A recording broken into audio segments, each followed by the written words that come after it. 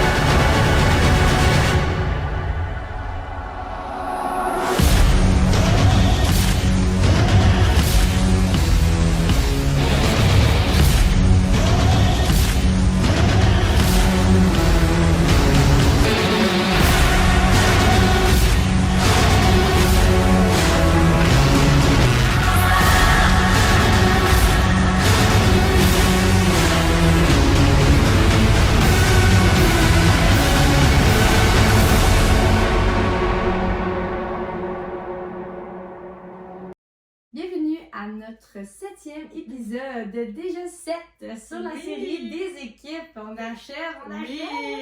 Donc aujourd'hui, on parle de MoneyGram as F1 Team. Tu sais, quand on parlait de noms compliqués d'équipe, that one. On s'en souvient, celle-là dans l'intro. Genre, je vais pick a bone with somebody. Genre.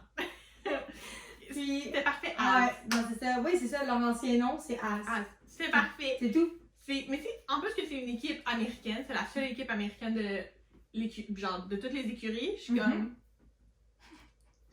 Ok. C'était mon pick-a-bone de la journée. Ouais, parce que, elle dit américaine parce que leur base d'exploitation est aux États-Unis à Kannapolis, fait que c'est pour ça qu'on dit américaine. Oui, désolée. C'est très clair. On va vous remettre un petit peu dans le bain pour cette équipe-là. 2 pilotes, évidemment. Kevin Magnussen qui porte le numéro 20 et Nico Hülkenberg. Yeah. On va le dire comme ça, c'est plus facile. Moi, je trouve ça plus facile Hülkenberg. que dire Hülkenberg. Je trouve que c'est plus facile de le dire à la Danielle qui porte le numéro 27. Puis, évidemment, les deux ont aussi un ingénieur de course qui est Magnussen, c'est Mark Slade et Hülkenberg, c'est Gary Gannon. J'allais dire Carrie, mais c'est Gary. Ils ont un troisième pilote, c'est Pietro Fittipaldi. Puis leur team principal, Gunther Steiner. Et lui, Une autre vedette de la F1. Ouais. Si vous voulez mon avis. C'est un personnage à lui tout seul aussi. Il fait un petit peu partie de la même team que Christian Horner et Toto Wolff. Oh oui. Il aime ça faire des vagues, il aime ça faire des jokes. Si jamais vous allez écouter Drive to Survive, c'est la vedette numéro 1 avec Daniel Ricciardo. Ouais. Il est là. Tous les plans, c'est lui. Tout le temps. C'est drôle. Dans le fond, on va parler de statistiques un peu. Donc, As ont juste une pole position. Qui est remporté par Kevin Magnussen. Je dis ça de même. J'étais vraiment très fière de Magnussen quand je l'ai gagné. T'as un peu du cas? C'était au Brésil. C'était l'année passée. Ok. Ouais. Kevin Magnussen, pole position. Je pense que j'ai jamais vu Gunther autant sourire. Même Kevin. C'était juste incroyable. Oh. Et j'étais très contente pour eux. Tant mieux pour lui. Oui, surtout que c'était son retour en F1. Ah, en plus. Oui, fait que je trouvais que c'était une belle dans les dents. Genre, in your face, I'm here, bitch. On va blop le bitch. Puis, nos statistiques, 208 points avant 2023, aucun podium, en 144 Grand Prix avant 2023, mais pour vous mettre en contexte, ils sont arrivés en 2016 dans la Formule 1. C'est une nouvelle équipe, là. Tu sais, vraiment, il n'y a pas d'équipe avant, là. Tu sais, c'est vraiment, ils sont arrivés en 2016, As, that's it. Exactement, fait que c'est sûr que eux, leur statistique, elle est vraiment pas grosse, là. Il y a eu la COVID. Ouais. Aussi, 0 podium en 144 Grand Prix. Ouais. Puis, ils ont un chef technique, eux aussi. Donc, leur chef technique, eux, c'est Simone Resta. Exactement. Un homme. On vient de checker. On a vérifié. Puis, leur voiture actuelle, leur châssis, eux, c'est le VF23. Ouais. Donc, version française 23. Exactement. Leur unité de puissance, eux, c'est intéressant, c'est Ferrari. Oui! Mais ils sont tellement pas au même endroit que Ferrari, c'est tellement drôle! Oh my god! Mais Tu sais, quand encore tu y une- penses encore, là. C'est ça, c'est encore une fois, le modèle de la voiture vient tout Les changer. pilotes aussi. Les pilotes aussi, le design, tout ça, ça vient changer. Fou. Mais oui, c'est évidemment pas de championnat de construction pour eux encore, nouvelle équipe. Mais 2 fois le tour le plus rapide, fastest lap, c'est quand même Très bon. très bon. Très contente pour eux. Donc, on est rendu à la partie de l'histoire de cette équipe-là. Il n'y en a pas beaucoup à faire parce que je veux dire, c'est une nouvelle équipe en Ouais, 2016. Donc, l'histoire de MoneyGram as F1 Team. Leur entrée, comme on a dit, en 2016, leur début. Ils présentent une équipe de pilotes expérimentés avec les services de Romain Grosjean et de Esteban Gutiérrez. Ouais, qui était lui un ancien pilote pour Sauber et aussi un testeur chez Ferrari. Fait que quand même une belle expérience pour Esteban à ce moment-là. Puis Roman était déjà 10 fois sur le podium avec Lotus. Fait que c'était quand même un. C'est ça, il était expérimenté les deux. C'était vraiment très utile pour un commencement. Habituellement, tu vas prendre des recrues, des personnes qui sortent de la F2. Parce que tu prends une chance en quittant ton écurie actuelle pour aller dans une nouvelle équipe. Tu sais pas ça va être quoi, tu sais pas à quoi t'attendre. Fait que c'est intéressant à voir aussi que 2 pilotes expérimentés aient décidé d'y aller. Quand même intéressant. Ouais. Puis en 2017, Romain Grosjean s'associe à un nouveau coéquipier sous la forme du fougueux danois Kevin Magnussen. Et As prouve que leur première campagne n'a pas été un feu de paille, marquant 47 points, 18 de plus qu'en 2016. Quand même une belle augmentation. Ouais, pour conserver la 8e place du classement. Ouais, c'est une nouvelle équipe. C'est normal que tu sois au midfield, mais c'est quand même bon parce qu'ils sont pas midfield. Ils sont plus en arrière du midfield, là, dans le sens qu'il y a quand même juste 10 équipes. Mais ouais, c'est quand même pas si pire pour une équipe qui vient d'arriver, effectivement. En 2018, les progrès rapides vraiment là, pour l'équipe, ça les emmène à la 5e place du classement final. Mais ça aurait pu être une 4e place s'il n'y avait pas eu des erreurs inutiles. Fait que c'est vraiment au niveau des arrêts au stand. Fait que quand ils disent box-box, qui ont été bâclés pour les 2 voitures en Australie, ça les prive aussi de leur meilleur résultat à ce moment-là qui aurait pu avoir lieu en course. Puis, ils ont eu une petite infraction au carburant et un plancher illégal. Fait qu'ils ont été disqualifiés aux États-Unis et en Italie, respectivement. C'est pas fameux pour une équipe qui vient de rentrer de se faire disqualifier. 2 ans après. 2 ans après son entrée, c'est pas fameux. Puis c'est vraiment rare qu'on voit une équipe disqualifiée. Je pense que depuis que tu as commencé, t'en as vu aucune disqualifiée. Non, aucune date. C'est quand même très rare et il faut que ça soit assez grave pour être disqualifié. Fait que Mais ils n'y pas avec les planchers illégaux, vraiment pas. Puis c'est ça qui était pour 2018. Ça aurait pu être une année record pour eux, mais malheureusement, il y a eu des petits pépins un petit peu en route. Ça l'arrive.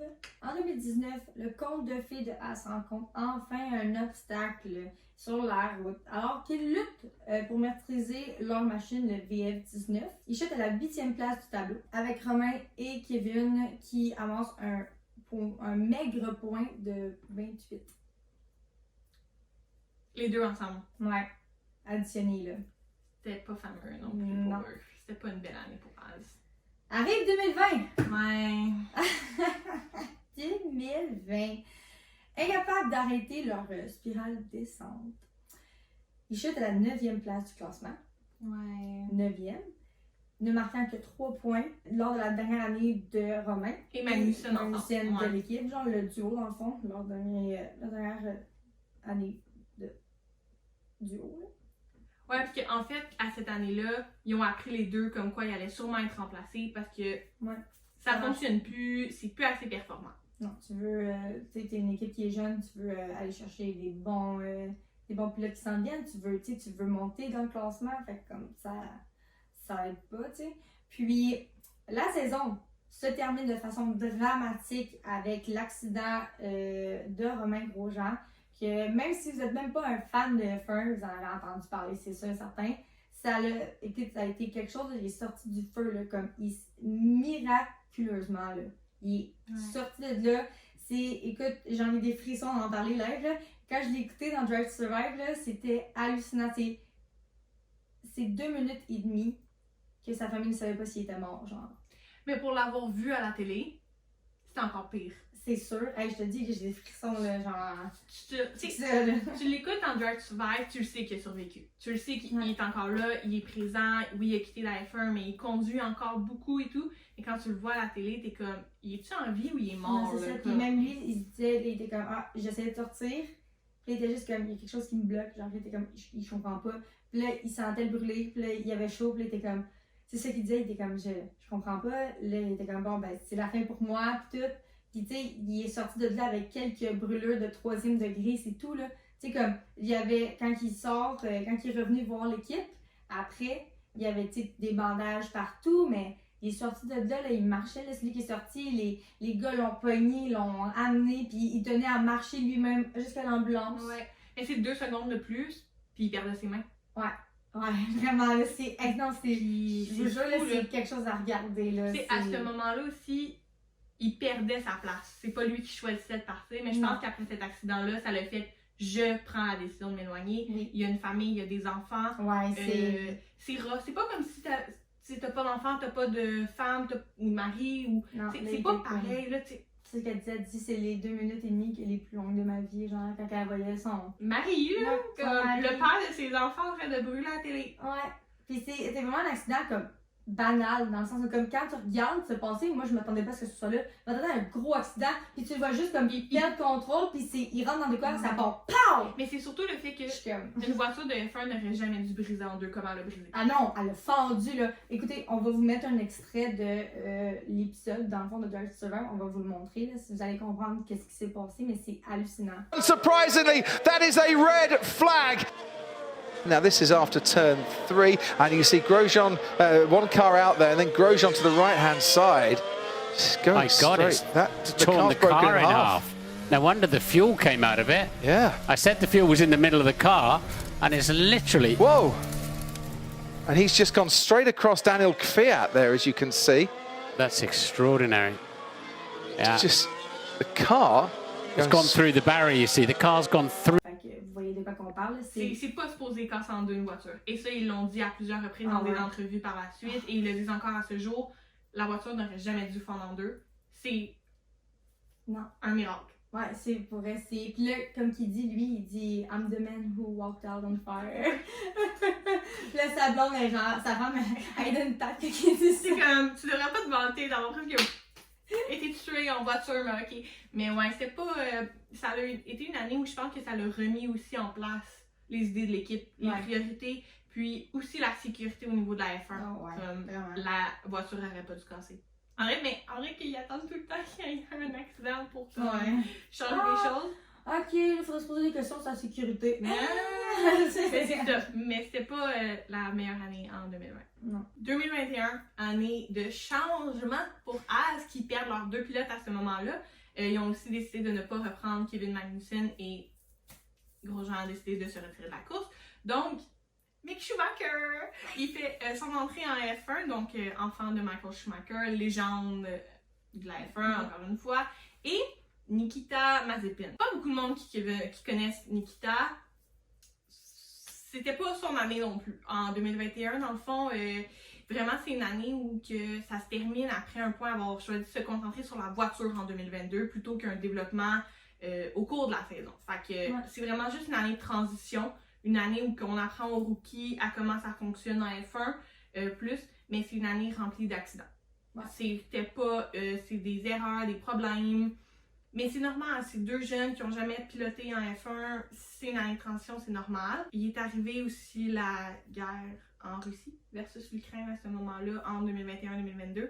Et le 5 mars, alors quelques jours avant le début de la saison, ils ont décidé de couper les ponts avec Nikita. Nikita Mazepin est russe et son père, qui était un grand sponsor de l'équipe Haas à ce moment-là, est russe et c'est une compagnie russe. La F1 a décidé de sanctionner. Haas a décidé de ne pas renouveler. De toute façon, ça ne fonctionnait pas avec l'équipe Haas. Nikita ne donnait pas les performances qu'il devait donner. Ce qu'il a promis n'est pas arrivé. Donc, ils ont décidé de se retirer. Mais à ce moment-là, Haas se retrouve à manquer un pilote pour aider Mick Schumacher. Alors, le retour de Kevin Magnussen. Et ce fut un retour extraordinaire parce que à l'ouverture de la saison à Bahreïn, P5 pour Kevin. un des meilleurs résultats qu'on pourrait espérer pour un grand retour. Puis c'est à Interlagos qu'il reçoit sa pole position qu'on a parlé plus tôt dans la vidéo. C'est sous la pluie en novembre, fait que vers la fin de la saison, c'est des dernières courses. Puis Az a marqué un total de 37 points bien améliorés, les élevant à la 8e place au classement final. C'était une année, oui, positif au niveau de Kevin, négatif au niveau de Mick, qui a eu de gros accidents dangereux, des petites erreurs de conduite, et ça l'a mis fin à son contrat chez Az, malheureusement. Il est parti. 3e pilote chez Mercedes, c'est quand même très positif à la fin pour Mick, mais non, et la séparation, c'est mal faite. Ça s'est fait très publiquement, un peu trop. Mais ouais, c'est ça. Fait que c'est ça pour l'année 2022. Positif pour un des pilotes qui faisait son retour, Kevin, son grand retour, qui a accepté avec plaisir de revenir après 2 années sans, ben 1 année et demie, on va dire, sans être en F1. Puis maintenant, en 2023, rebranding, MoneyGram as F1 Team. Yeah. C'est ça qui était pour l'équipe de Az, qui n'est pas une... Encore une fois, c'est une très jeune, très jeune équipe. 2016, c'est dans les plus jeunes avec Aston Martin. Fait que pas beaucoup d'histoires, surtout qu'eux sont partis vraiment de rien. Fait que c'est ça qui conclut. On espère que vous avez appris des petites choses ou que ça vous a titillé l'attention. Puis on se revoit la semaine prochaine pour une autre vidéo avec encore une autre équipe. Yes!